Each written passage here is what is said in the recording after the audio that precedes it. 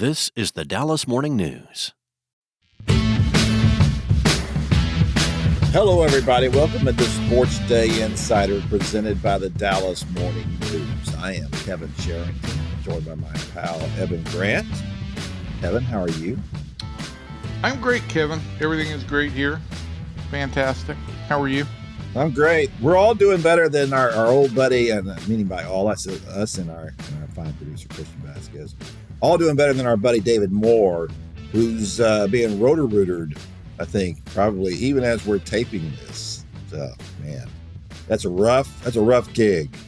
I am due for my own colonoscopy, and let me just make sure I won't be doing it on Tuesday just to avoid the grief of you two talking about me and my colonoscopy. Oh, man. See, that's just you. That's a side of your ego, Evan, to think that we would be talking about you when you're not around. No, my colon is good subject fodder. But I will say this. Please, if you are our audience, mostly men over 50, make sure you get those periodic colonoscopies. They're important. If for no other reason than to feel the same kind of grief that the rest of us do, you know? Oh, you should. You need to be doing that kind of stuff because it's one of those things that you just never know until you have it done, right? Correct. Absolutely correct. I've had that myself. So anyway, I probably need to go back, although the last time I went, they said, you're probably good for a while. So don't worry about it. Not a history, not a family history. So that was good. But you still should do it. All right. After that public service announcement, we'll move on and talk about some other stuff. We're going to talk about the Texas-Georgia game, of course. Evan was down there. He was in the stands. I was in the press box. And who knows where the Longhorns were. But that was an abysmal I'm going to be interested. You and I really haven't talked much about this from our different perspectives of watching the game. I'm going to be really interested to hear what you've got to say on this. Yeah, well, it was interesting. I'll say that. And we're also going to talk about the World Series. We got the Yankees and the Dodgers. Evan, I didn't look to see how many times the Yankees and Dodgers have played each other in the World Series. Well, it's the first time since 81, so it's been 40 years. But they had quite a number of. It's the most often matched World Series. I feel like if I went back, I could pretty much enumerate them all. But it's been probably close to double figures now.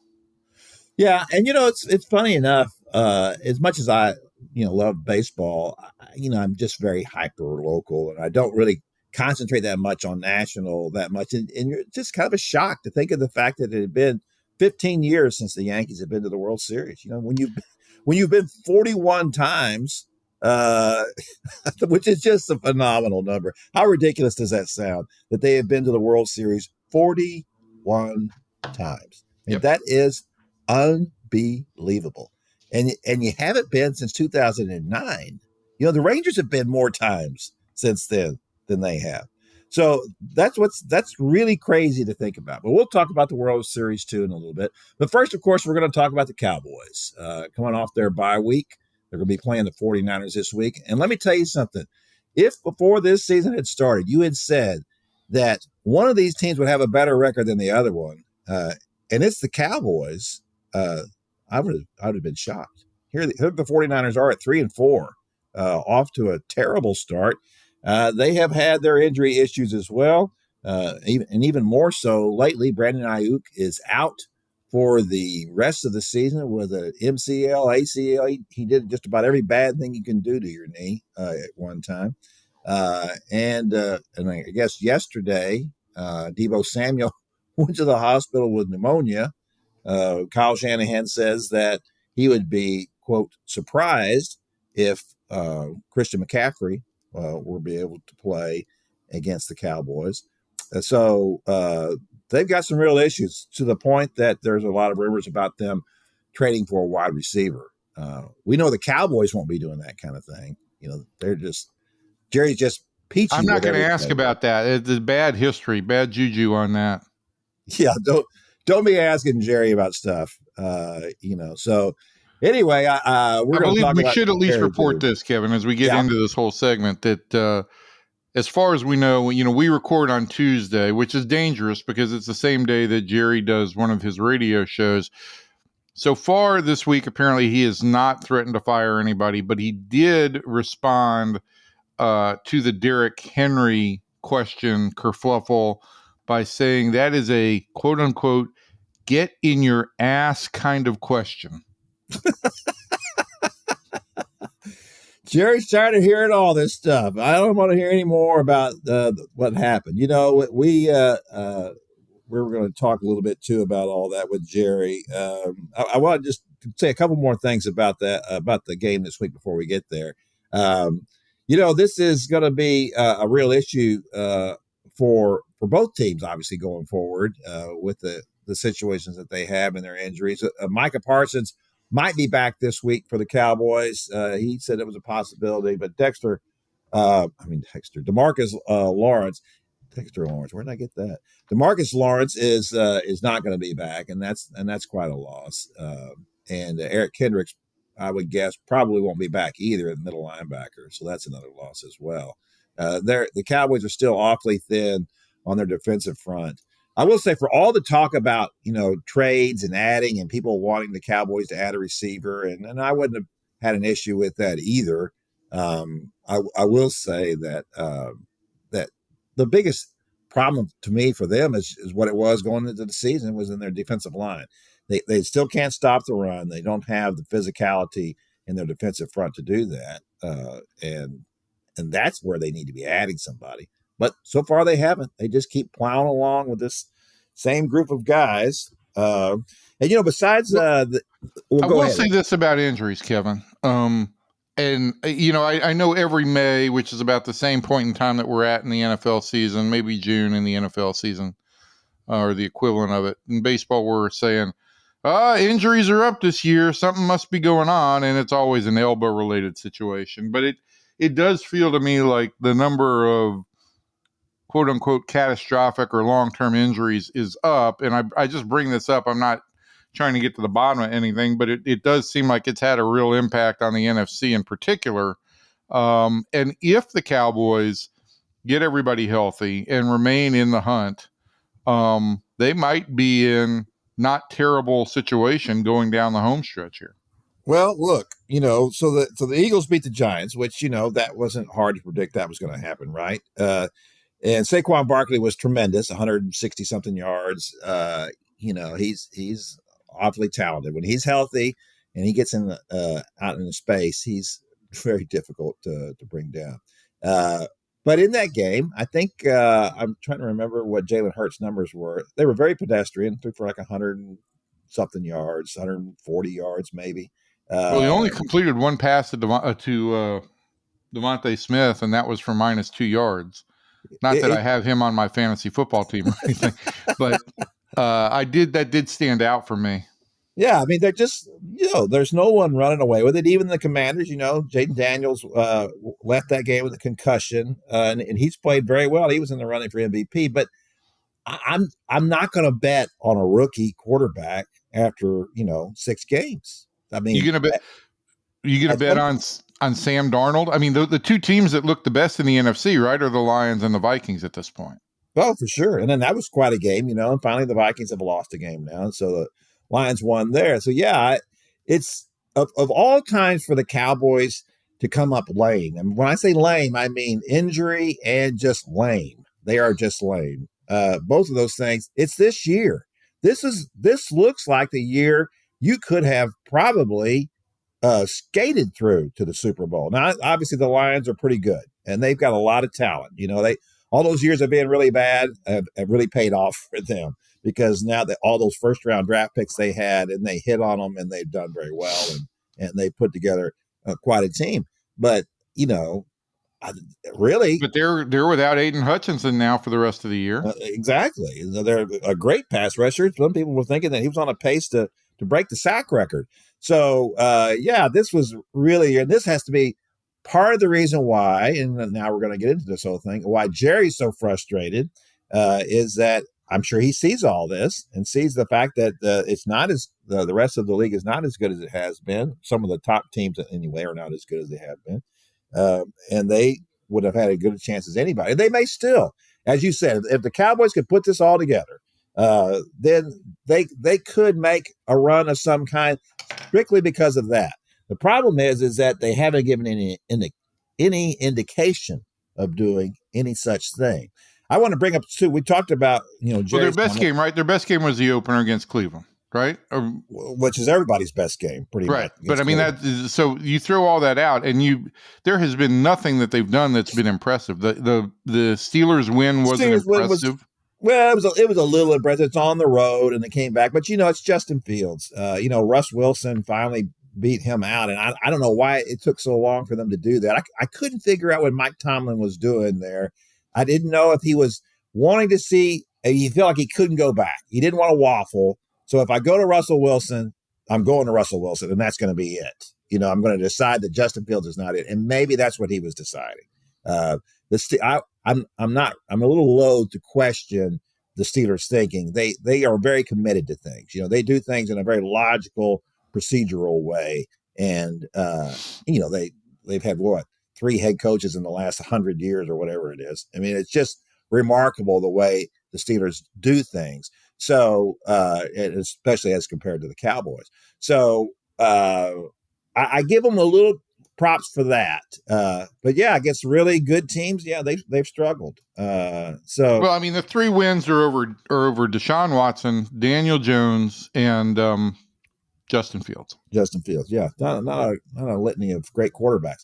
Of course, there aren't. How many quarterbacks are playing really well in the NFC right now? I mean, if you watch the game the other night, not the NFC, but if you watch Aaron Rodgers, he looked, terrible in that game. Kyler Murray, has continued to struggle, although that they played well the other day. They beat the 49ers. So, lots of quarterbacks out there who have not played particularly well. And that's just going to be, I guess, an issue going forward with these teams. But one of the reasons why, we've talked about Dak Prescott. We talked about Jerry Jones' comments. I want to get to something that Troy Aikman said in last week, and in which he criticized the Cowboys receivers and CeeDee Lamb in particular, in which he said he didn't like the way he ran routes. He said this goes past this year and what's happening. He made it sound like he's never liked the way CeeDee Lamb runs routes. And you really, it's kind of hard to tell sometimes unless you're watching that all 22. But I have thought the same thing from the standpoint of body language. We talked about CeeDee's body language on the sideline, right? Ever since the Green Bay loss and the look on the sideline, and clearly something bad is going on here. But you watch CeeDee's body language on the field, it's not good. And Troy didn't limit it to him. He said it was the other Cowboys receivers as well. But his point was, when they get off the line, if they're not the primary receiver in the route, they're not coming off hard. They kind of just go through the motions on running their route, which does what? It's a signal to the defense, this guy's not the receiver. This is not the guy. And he said, if you look at other teams and watch it, the other teams, everybody's going full blast on every play, right? And I think that is an issue for me with the Cowboys. Sometimes on the balls that and the interception that Dak threw next to the goal line 2 weeks ago, in which CeeDee just ran past the play, looked back over his shoulder, didn't make an effort to get back, just like, I'm not going to get that one. No use looking uncool and trying to get back here and hustle into the play. I do have an issue with that the Cowboys do that. And then, of course, Mike McCarthy's reaction was, oh, no, I disagree with that. I see these guys every day. I see their work ethic. I see what they're doing. There was a way for Mike McCarthy to disagree with Troy Aikman without making it seem like that Troy's an idiot. And for him in this market, if we're talking about people's credibility, is Mike McCarthy's credibility going to be higher than Troy Aikman's? I mean, really? Well, let me say this about that. Troy, I don't feel like Troy has teetered over into the old angry, bitter football player. He's still an exceptional analyst. And if he says something like that, there's at least a shred of truth in it. And if I hope Mike McCarthy took the public stance to try and defend his players. But I hope the Cowboys take that at its word, and internally they work on that issue, because I do think it's real. I do think that if Troy made that, Troy's not just throwing insults out there. That's not how he works. There's a shred of truth to that. The Cowboys receivers need to run sharper routes. They need to do better in their craft. And I'm glad, quite frankly, that Troy pointed it out, because it's a criticism that's very fair. It's harsh, but it's fair. Well, look at this way, and I put this in my newsletter, which comes out every Monday, by the way. That's on an email, and you can. It's called a la carte. Kevin doesn't know how to self-promo himself. Me, I there's nothing I know how to do other than self-promote myself. Well, but Kevin's a la carte comes out every Monday. You can sign up for it on the Morning News website. It's got lots of hot, small, short, well-written sports opinions. Oh, well, that was very nice. I should always have you on to promote my stuff. But at any rate, my point is that we remember when the Cowboys traded for Amari Cooper, right? In the middle of that, what was that, the 2018 season? And the offense was going nowhere. I mean, this was at the end of Dez Bryant, the Cole Beasley, Jason Witten. Those were his three main targets. Not good. And so they trade for Amari Cooper, and what happens? Turns around their season immediately. They didn't have any offseason together. They didn't have training camp, and he turns around immediately. And what we always say about Amari Cooper is no one runs better routes. Very precise, does a great job of getting separation, just a tremendous receiver technically from that standpoint. So he gets traded again this last week, right, to Buffalo. What happens? First pass to him, it's a 12-yard touchdown. Boom. Didn't have off season with Josh Allen, didn't have training camp with Josh Allen, and here he is catching a touchdown on his very first reception in a game. Just got there that week. So when we keep hearing this stuff about, well, Dak and CD, they didn't have the offseason together. They've been playing together for 4 years. If you don't have chemistry and communication after 4 years, to me, what that says is that it backs up what Troy's saying. He's not running precise routes. He's not doing exactly what he's supposed to do. I have a hard time believing that all of a sudden Dak is just throwing poor passes to him. I don't think that Dak is the most accurate passer in the world. And that's why I think it's really important that these guys are getting separation. He's not going to be able to throw the ball in a lot of tight windows. So that's what made Amari Cooper so valuable to the Cowboys when they got him, was that he was always open when Dak threw to him, because he ran such great routes. And that gave him immediate chemistry. Back in the day when they had Dez Bryant, remember Tony Romo's deal was, I'm just going to high point the ball here to Dez. He'll just outfight the guy for it. Dak was not going to throw that ball. He was not going to. He looked out there and Dez is not open. Why am I going to throw it to him? Plus, Dez ran lousy routes. He kind of rounded everything off, and he just counted on his athletic ability and his ability to catch the ball, because he has such great hands to outfight receivers for it. And with a quarterback like Tony Romo, that worked. It didn't work with Dez Bryant. And that's my point with these Cowboys, is that if these guys are not running the right routes and if they're not where they're supposed to be, Dak is going to struggle with them. Well, to add to that, I also just think that, look, it points. We've talked about CD. Jalen Tolbert has emerged as the second option pretty much for me this year. The Cowboys, the lack of depth among the Cowboys' skill positions just stands out. Who does he have to go to? And if you can shut down CD Lamb, where exactly do the Cowboys have to turn to make their offense function? It's become a very limited offensive unit in my mind.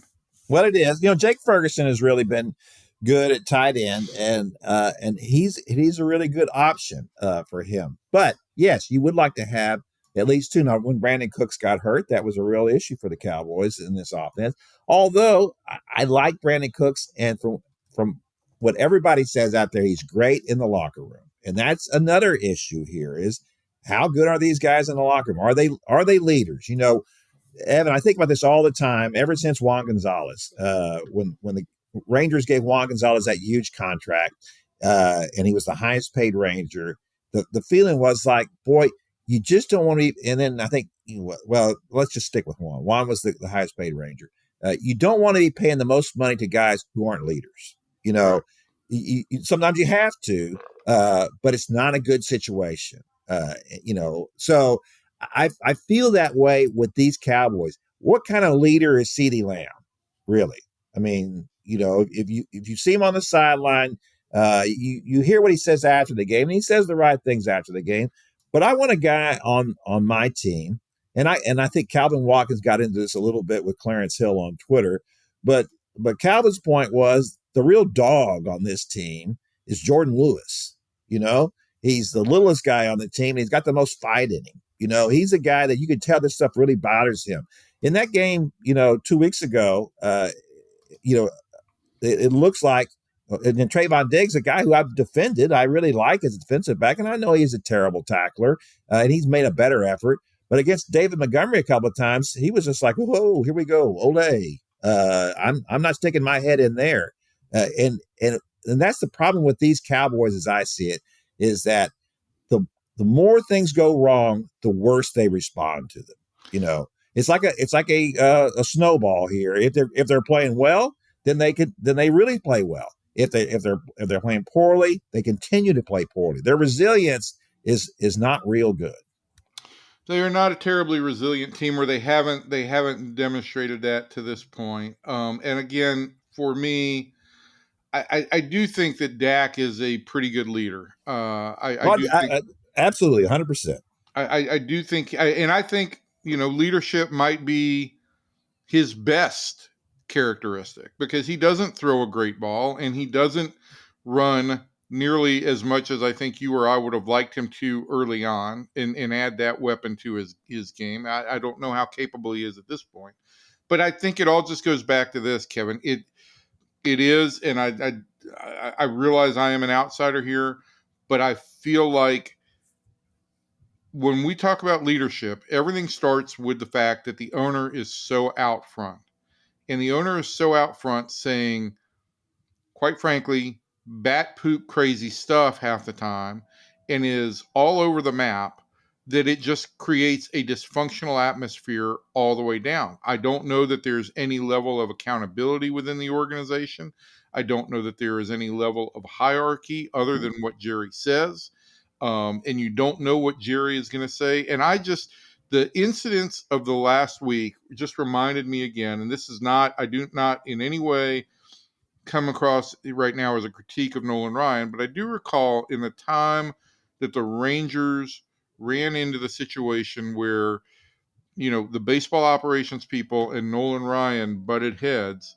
The idea was that being Nolan Ryan is a full-time job, and you can't run a cattle business and be a spokesman for so many different things and then parachute in and occasionally make baseball decisions. You've got to give your baseball people the ability to do those things. The parallel I'm making here is that Jerry is so busy running Grand Prix events and doing everything he can to make money on the side. I do not know how dedicated Jerry Jones is to the operation of the Dallas Cowboys football team. And I think every time he parachutes in with an opinion, whether it's after a game or on a radio show or in the war room, I think all it does is send ripples throughout the organization. I think there's enough people running things that Jerry doesn't run things the way he used to. Look, he doesn't run the Will McClay. But his words still carry the same. No. I'm going to get there. Will McClay runs the draft and runs personnel acquisition, but I will say the issue for me too in all that is that what we don't know, or at least I don't know, is that these guys are in charge of personnel. How much is Jerry going with all? Is he 100% on their recommendations? Is he saying this is what we'll do, or is he saying 25% of the time no? What is it? So those are all issues for me.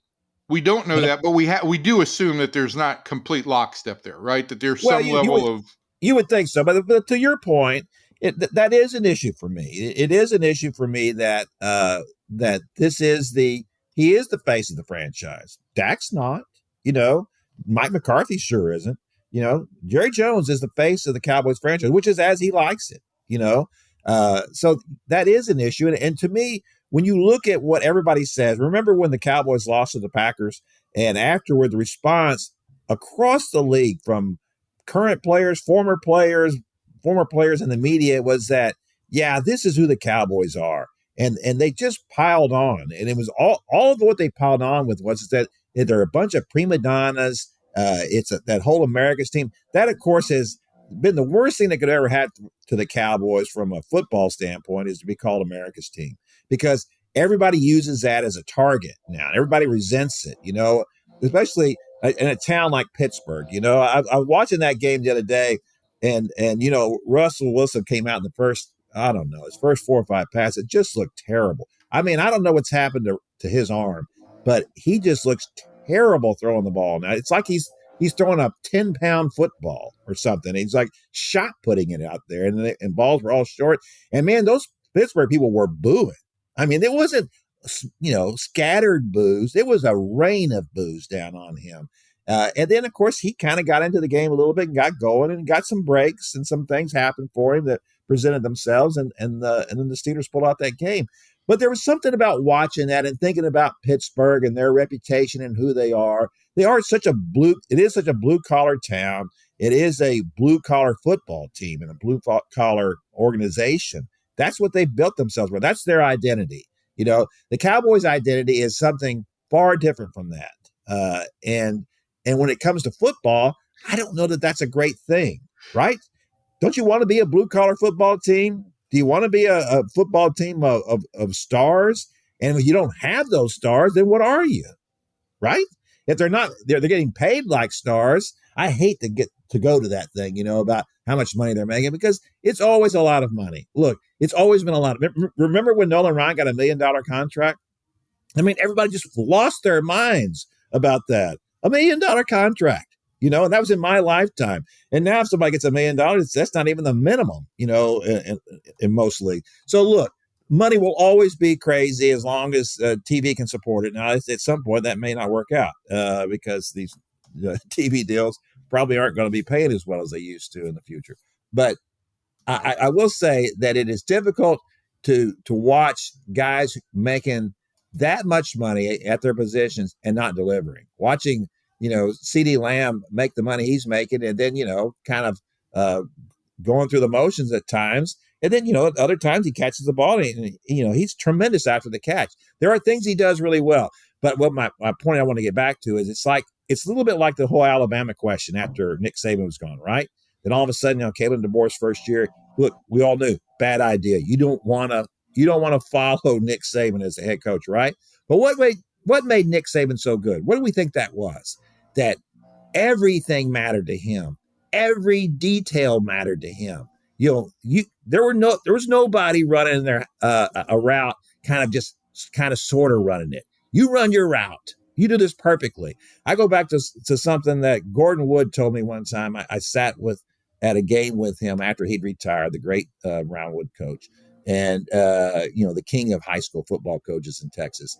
And it was hilarious sitting there with him. And he's telling me about in practice. He said, we run a play in practice, and if anybody screws up, we run the play again.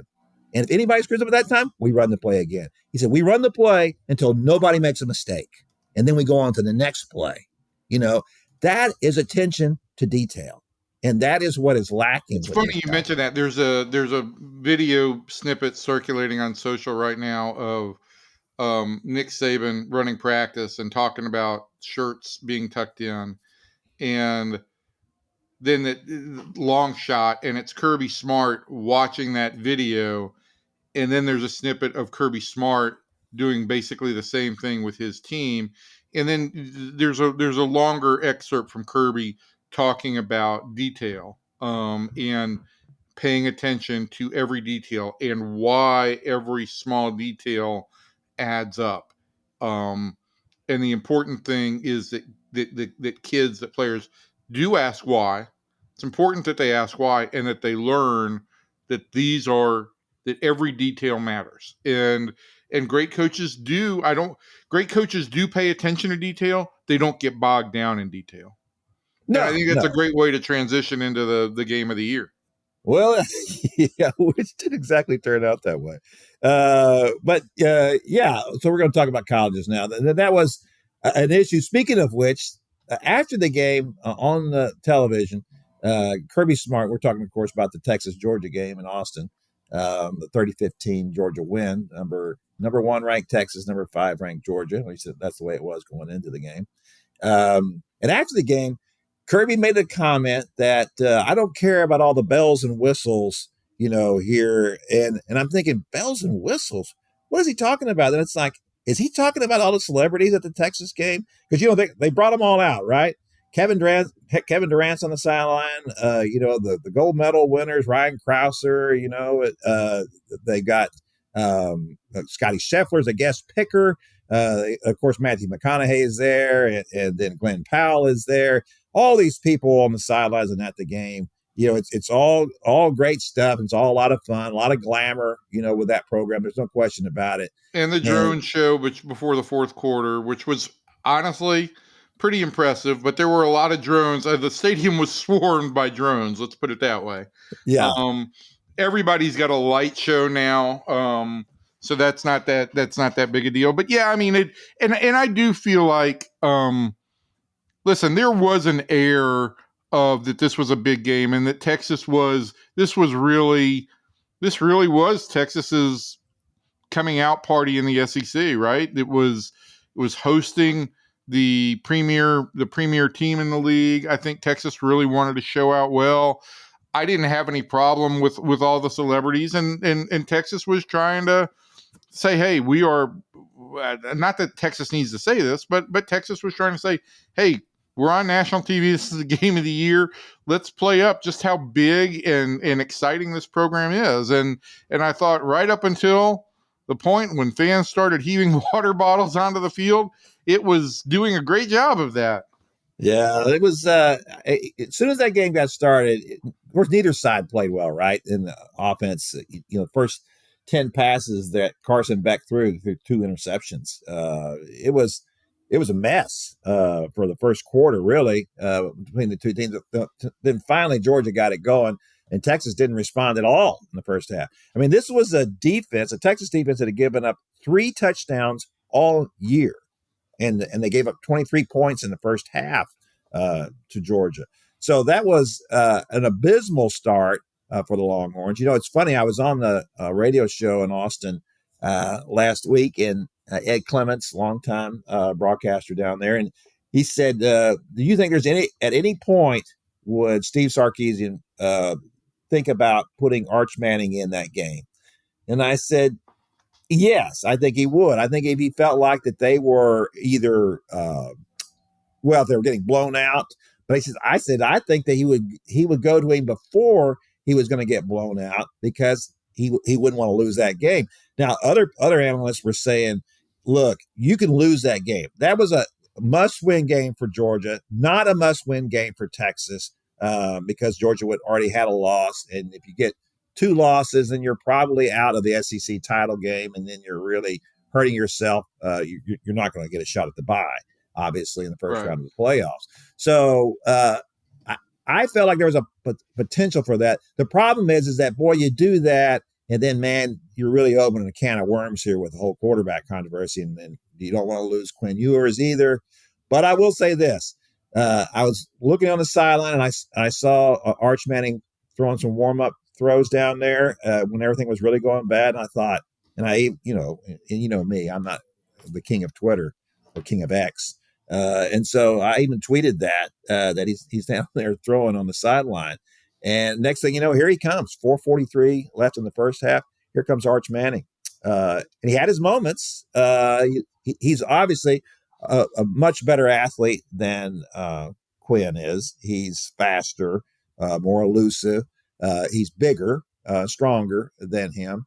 And he made a couple of nice passes. But there's only so much you can do under duress, right?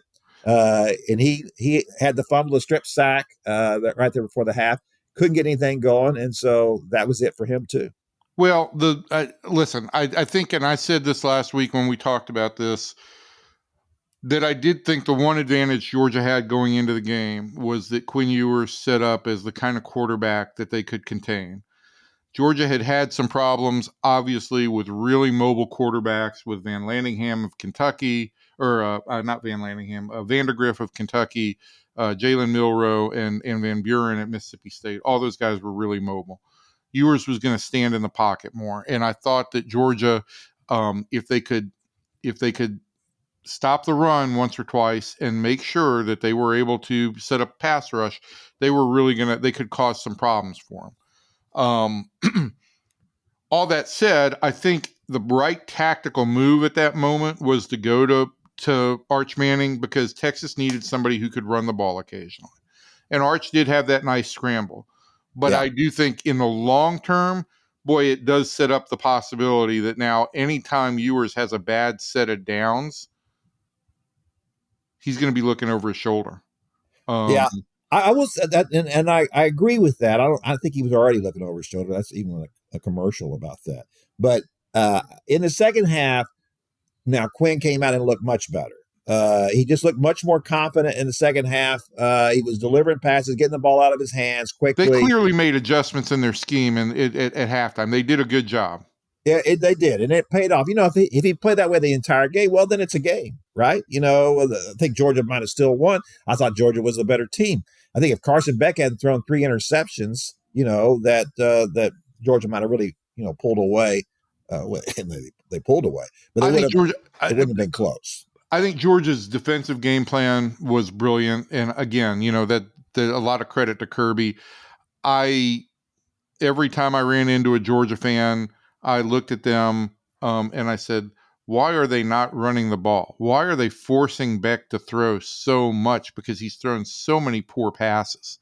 And I thought they could run the ball. And I thought that Georgia's best game plan would be run the ball early in downs over and over and over again, and finally get Texas to commit and hit a big play action pass. I will say this to their credit. The reverse flea flicker was a great call and well executed and made a huge difference.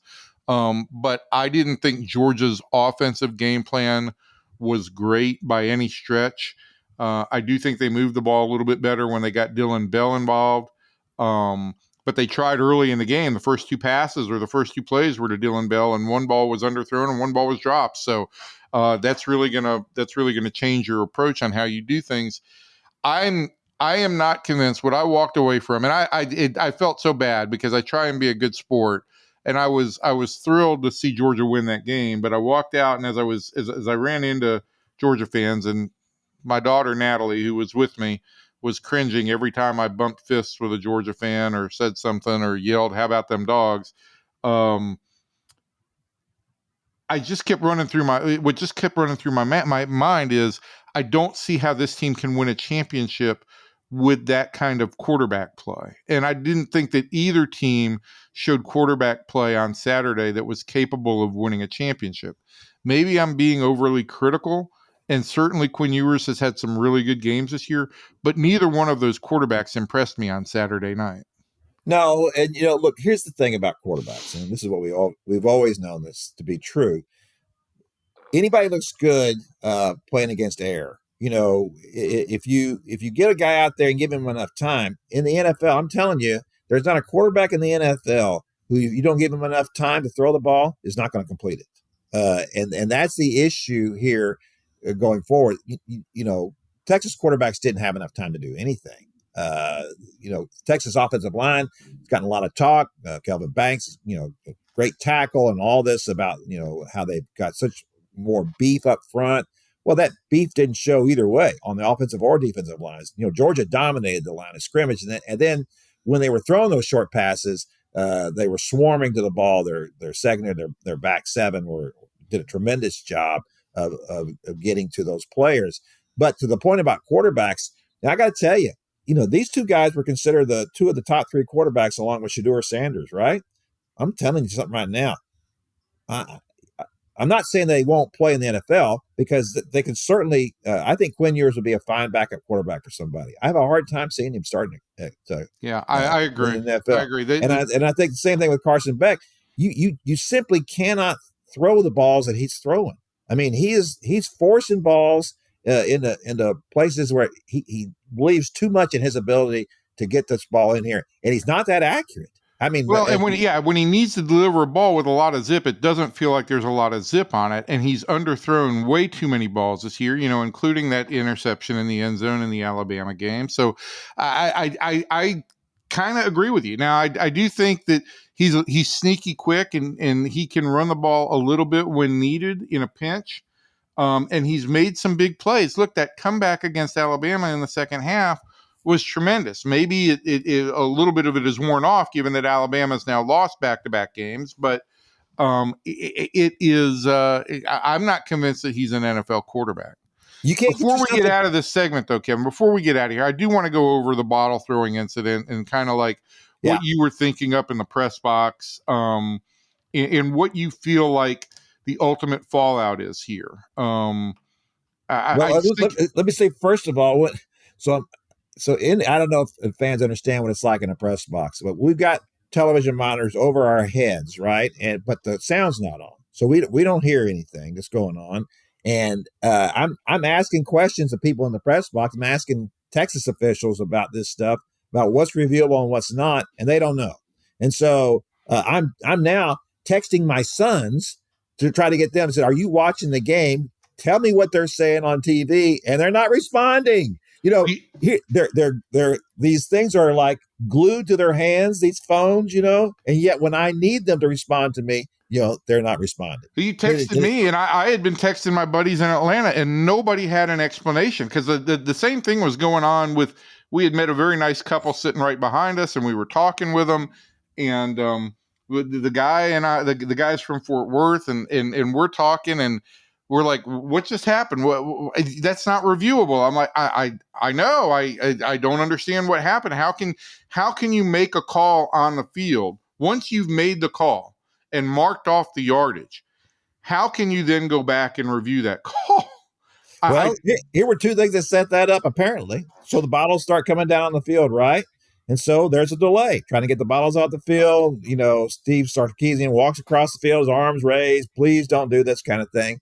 And while that's all happening, they're replaying this play up on the big screen there at the stadium so everybody can see it, which clearly it was not interference. The defensive back has his position. Receiver just runs right into him, right? Boom. What else is he going to do? He turns around, the ball comes to him, he catches it. That's it. That's an interception. There's no question about it.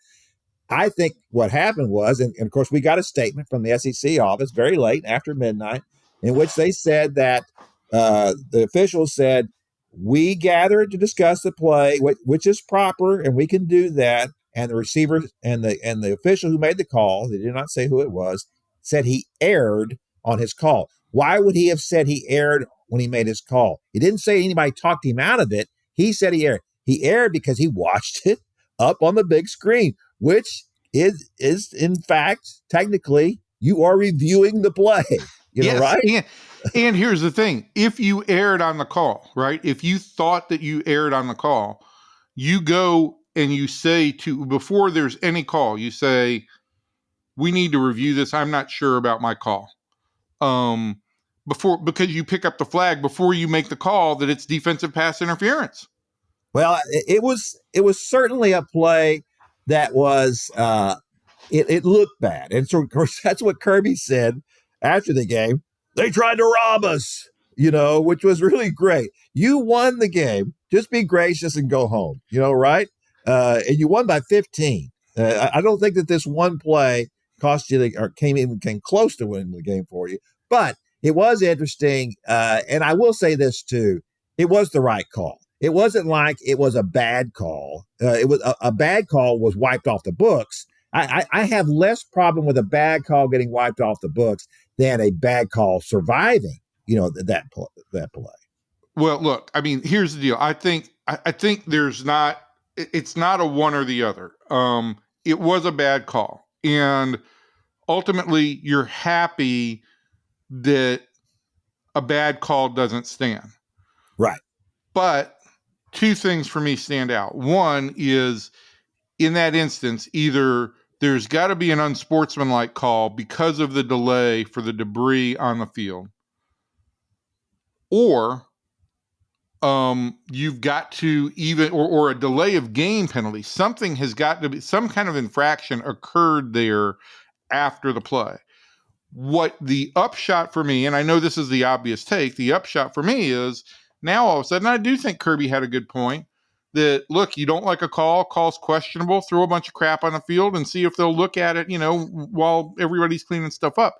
It's a dangerous precedent, I think, that the NCAA and the SEC have found themselves in, and something that they've got to address, I think, more strongly than the way they did by, sending Texas a $250,000 fine.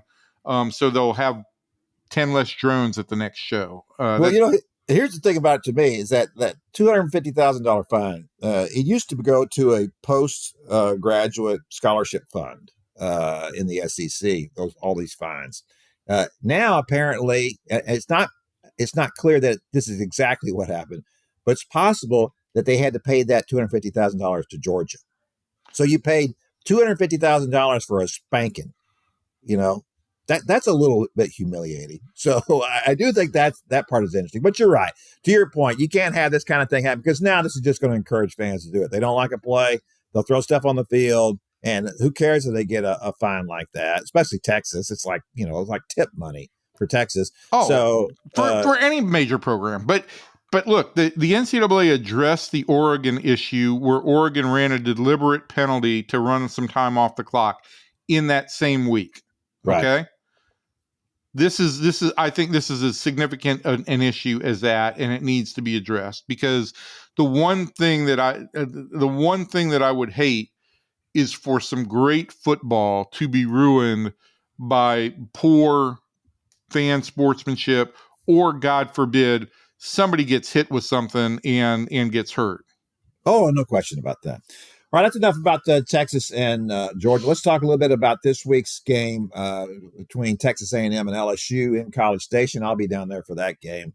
The only two unbeaten teams left in the SEC in conference games, A&M and LSU.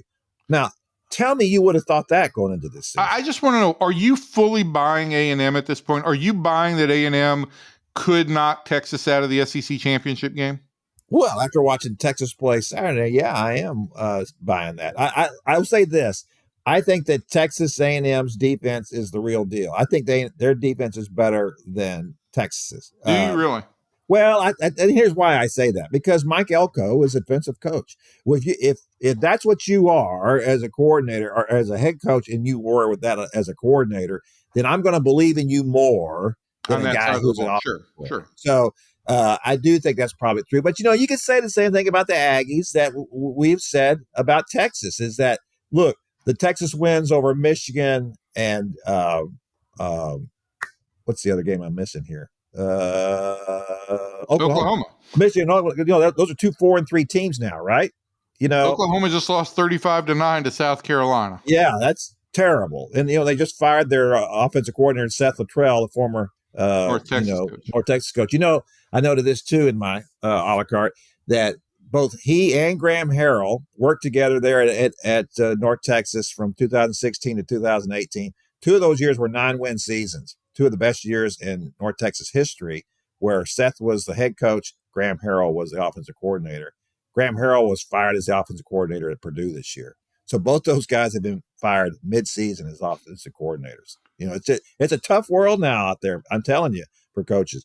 But anyway, I don't think that the Aggies haven't really played a tough schedule yet either. I mean, they played Notre Dame and lost. That game was at home. And so I think part of that is why I don't know that I've heard the Aggie bandwagon beating quite as much as I would have expected given their record.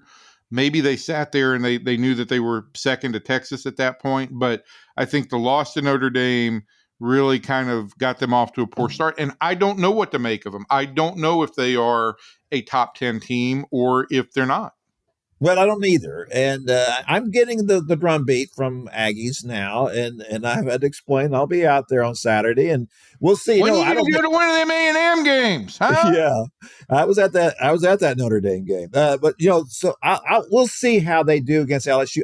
LSU's not great this year either. I don't know that there is a great team in the SEC. And that's the crazy thing. Maybe Oregon really is the best team in the country. I will say this about Dylan Gabriel, and I will, I know I have talked this point blue, and people, especially Oklahoma people, just don't seem to get it, is that how do you let that quarterback walk? Now he's gone to Oregon, and he's the quarterback of the number one team in the country, and you let that guy walk.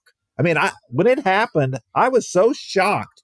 It's like, how in the world, first of all, how does Dylan Gabriel just leave Oklahoma? What is he saying about the Sooners program that he decided, I don't want any more of this, And it's not like look, his teammates loved him at Oklahoma. They loved him. He's a great kid. So it's not like he's just some kind of jerk who's just looking for the best deal he can get. Yeah, but Nike money talks. Well, it does. I mean, there was a number of reasons for him to go. I'm not saying there wasn't, but my point is that Oklahoma, they no effort to get him to stay. I mean, basically, Brent Venables says, well, a guy wants to go. What are you going to do? Well, there's plenty you could do, and you just didn't do it. You didn't even know what he was going to do. And I'm going to tell you right now, if I'm a coach in college football, if I don't know every minute what my quarterback is going to do, I'm tailing him, around campus. Saying, you make sure that this kid, he's going to class, he's going to lunch, and there's nobody coming in and trying to steal him from us. Remind me to never let you be in charge of the government. Yeah, that's right. I tell you what, I'd put this country back in shape, pal. All right, quick question before we get out of college football. Who's on a hotter seat, Lincoln Riley or Brent Venables? Oh, Brent Venables. I think because because USC just doesn't care that much. Well, they don't care that much, and Lincoln Riley at least has a track record, right? The guy's, he's coached up some great quarterbacks, and he's put them in the NFL. He can always say that. What's Brent Venables done? As a head coach, nothing. I will say this about Oklahoma. They have a track record there, going back to Chuck Fairbanks. That other than Howard Schnellenberger, they always hire coordinators as their head coaches, always. And they just went to that well one too many times. And so you're Oklahoma. Go out and hire yourself a proven head coach. And they didn't do that. And it's been less than impressive. All right, Kevin. So let me ask you this. Yeah. Are you excited about a Yankee Dodger World Series, or do you think it's the most boring thing on the planet? Our old pal Mark Berman, Mark Berman works in Houston, and used to be a TV broadcaster there, and a terrific little reporter. I tell you what, he works so hard, does such a great job, but he's such a Houston homer. Oh my goodness! And I grew up there, and I lived and died with those teams. But boy, you become a professional, you let all that stuff go. And I let it all go. And Mark wrote the other day on Twitter that it was just the awfulness of the Dodgers and the Yankees in the World Series. And my immediate response was, this coming from the guy who's back in the Astros, the most hated team in baseball? I mean, how can you say that, Mark? But anyway, no, I think it's great. Frankly, look, my vision or view of sports is that whether you like these teams or not, you have to have them. You have to have these kind of stars, because that's how you measure yourself as an organization. If you look, the Rangers winning the World Series last year was great for the organization, great for the community, but you beat the Arizona Diamondbacks. You didn't beat, the Dodgers. You didn't beat the Braves. You didn't beat one of the teams that is a marker for everybody else in the sport. And so I think it doesn't come off quite as great. That's how you measure yourself. If you're beating somebody that's an all-time team, now that's what I said earlier about the Yankees. I don't know that we can really even say that at this point, because the last time they've been to the World Series was 2009. But they've got a lot of high-priced talent on there. You're getting Aaron Judge on this. You're getting Juan Soto on this team. You're getting Garrett Cole. These are big-time stars playing against the Dodgers' big-time stars, Shohei Ohtani, getting in his first World Series. How can you not love that? How can you not love the possibilities? I went back and I looked at this last night, and I didn't triple check it, so I'm not 100% sure, but I feel fairly confident. Shohei Ohtani and Aaron Judge led their respective leagues in WAR, and you can say whatever you want about WAR and how great of a stat it is one way or another, but it is designed to try and determine who is the best player in each league overall. According to the research that I did last night, the last time the leader in WAR from each league was in the World Series simultaneously was 1980, when George Brett and Mike Schmidt met with the Phillies and the Royals. And so my point here is you're getting the best of the best against one another. And whether you hate the Yankees because they're the Yankees, and whether you're tired of the Dodgers because they're the Dodgers, that's all well and good. And look, as much as anybody, I love underdog stories, and I love parity in the sense that every fan base should get to experience the World Series. But once in our lifetimes, we want to see the best of the best play the best of the best. And Ohtani versus Judge, you only hope that they both have huge series and that they're constantly trading dramatic moments. But yes, we are due this, and we should be grateful for this opportunity. And then at the end of the World Series, you can go back to absolutely hating either team. But for the next week, enjoy what you've got. You've got a showcase of stars competing on the highest stage, and I'm excited about it. I'm excited about the matchup. Also, I'm excited because when the morning news did all our LCS predictions, I had the Dodgers winning in 6 and the Yankees winning in 5. How did you do? No idea. I don't even remember. I'm sure I picked the Yankees to win it. I'm sure I picked the Dodgers. I I wouldn't think have picked you had the against either one of Yankees. them. You were the only other one that had the Yankees and Dodgers making it, but you didn't have the games right, Kevin. And the games matter. Well, they did. Yeah, sure. That's like picking Of against course, the Tim got spread. it all wrong. Tim Tim loves to pick. Tim Cowlishaw loves to pick against what everybody else is doing. He loves to. He's got that gambler in him. He likes to do I think that. Tim picked the Mets and Guardians, so he went Yeah, 0 for 2. I think he did. He did pick the Guardians. To me, how do you pick against the? I just couldn't pick against the Yankees and Dodgers. They're the two best teams. Yeah. The weird thing is, I will say this, the weird thing for me is, and again, this is the playoffs the last 2 years have just become such a thing that screws with my head, because what was the story about the Rangers going into last year's playoffs? Bullpen was, they couldn't win with that bullpen. I watched the Yankees against the Rangers twice in the last 6 weeks of the season and came away thinking, how can the Yankees go to the World Series relying on Clay Holmes? And here they are in the World Series. So you spend all year with these bullpen units, and then what you often have happen is your bullpen guys have gone past their work thresholds. right. Or, on the other hand, you've been able to move some starters into multi-inning roles in the bullpen, really take some pressure off of some guys and shorten games down.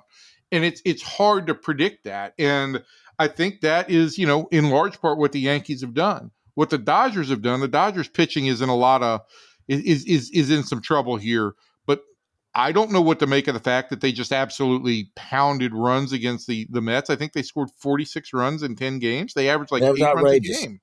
Well, here's the thing about it to me, Evan, and it's just so funny about baseball.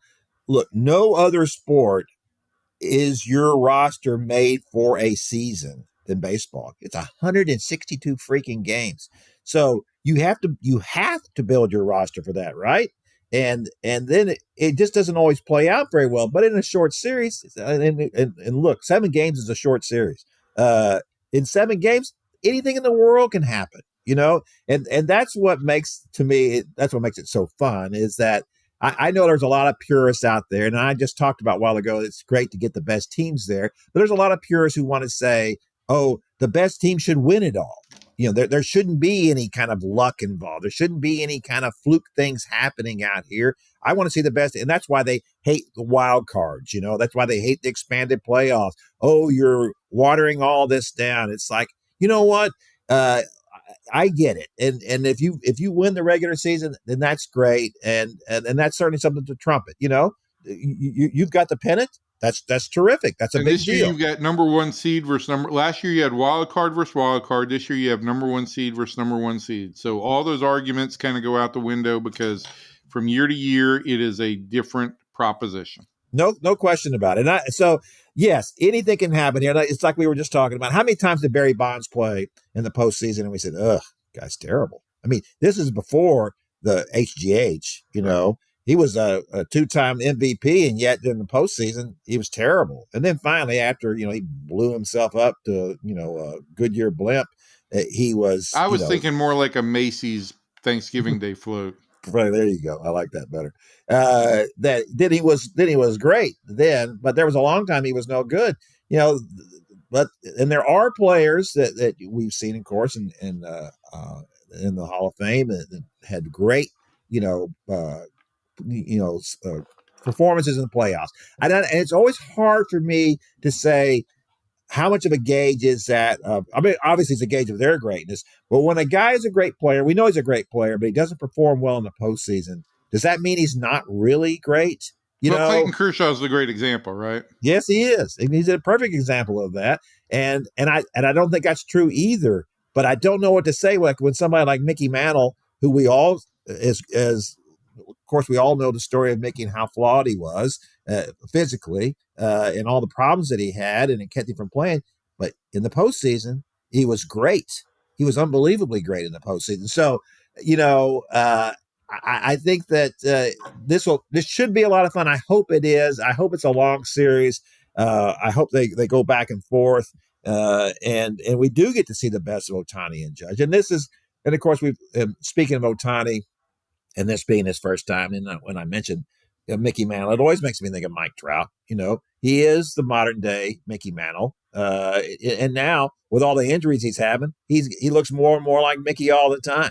Except that Mickey got to experience the World Series over and over again. Except for that, and that's the thing that, of course, that made Mickey who he was. If he had played on not the Royals, they didn't have the Royals, played on the Kansas City Athletics. Let's say if he played on the A's his whole career, would he have been Mickey Mantle? Would people look at him like that? No, they wouldn't. So it is a shame that we still haven't seen Mike Trout in the World Series. How much fun would that be to watch him if he were healthy and playing in that kind of situation?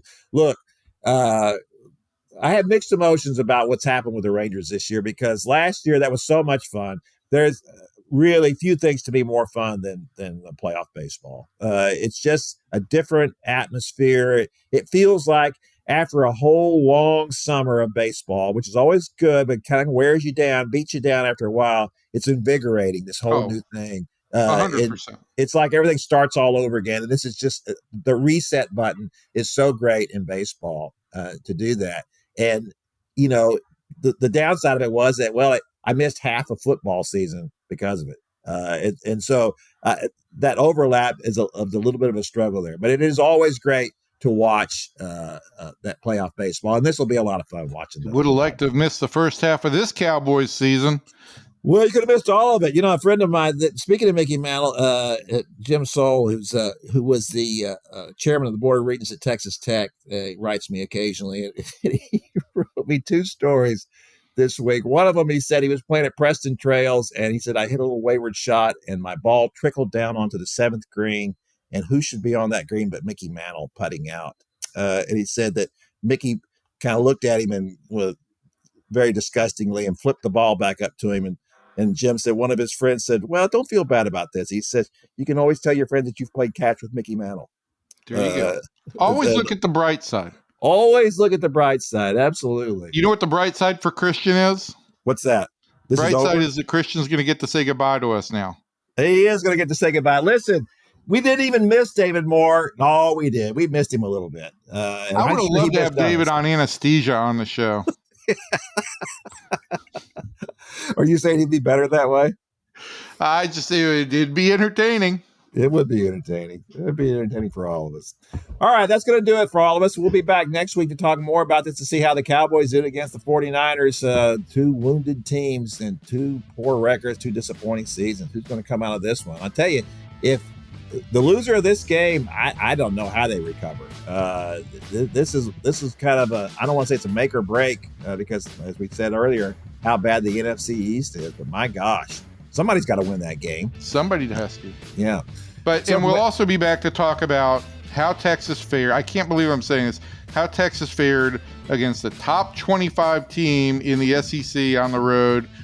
And yes, they're playing Vanderbilt. Vanderbilt, my God. The Vandies have just gone crazy now. We'll see how they react to that. Yeah, they got Vanderbilt in Florida the next 2 weeks. And at one time, that would have seemed like 2 walks, but maybe not so much anymore.